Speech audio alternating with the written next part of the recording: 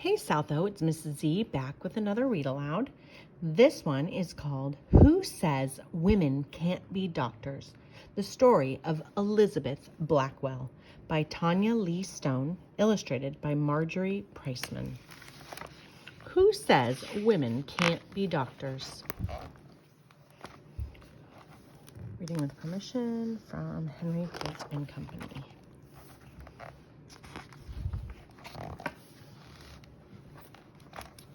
I'll bet you've met plenty of doctors in your life, and I'll bet lots of them were women. Well, you might find this hard to believe, but there once was a time when girls weren't allowed to become doctors. Back in the 1830s, there were lots of things girls couldn't be. Girls were only supposed to become wives and mothers, or maybe teachers or seamstresses. Being a doctor was definitely not an option. What do you think changed all that? Or should I say, who? Elizabeth Blackwell, that's who.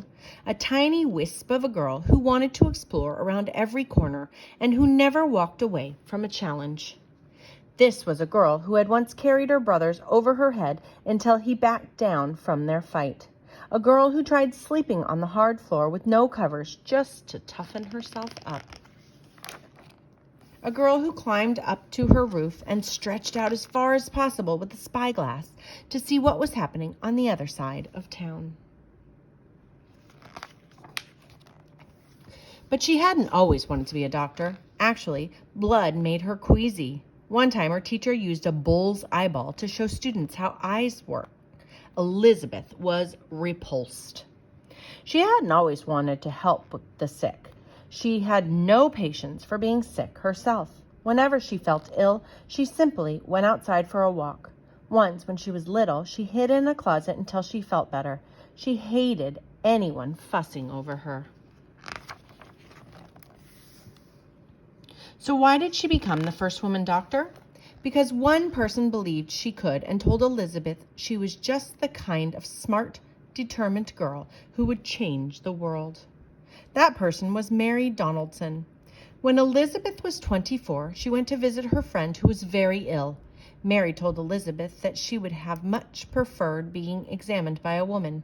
She urged Elizabeth to consider becoming a doctor. At first, Elizabeth could not believe her ears. Even if a girl could be a doctor, why would she want to be one? But Mary's idea gnawed at Elizabeth, a female doctor. Elizabeth thought about it the second she got up in the morning. She thought about it during sewing circles. She thought about it over tea. She even dreamed about it at night. Finally, Elizabeth asked doctors and friends. Some thought it was a good idea, but didn't think there was any way it could be done. Others said it wasn't right. Women are too weak for such hard work. Women aren't smart enough. Ha, ha, ha, ha, ha. Some people actually laughed at her. They thought she was joking.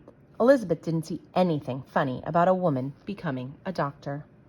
Elizabeth thought it was a fine idea, and her family supported her.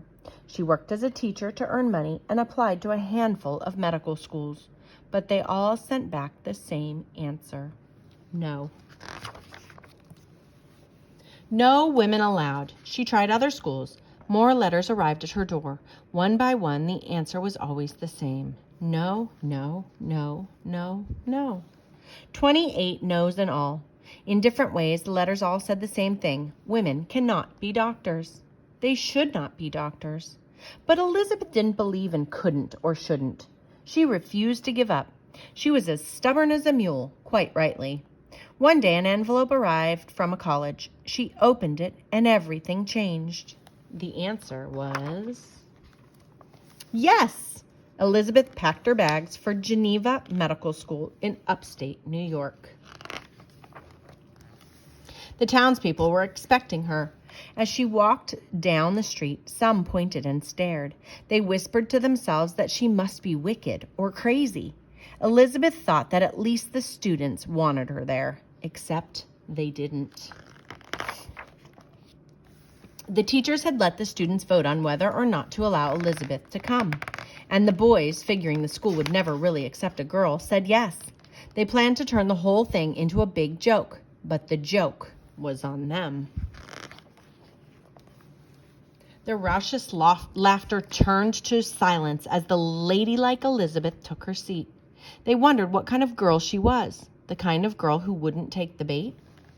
Some thought a girl wouldn't be able to keep up, except Elizabeth did keep up, often studying past midnight.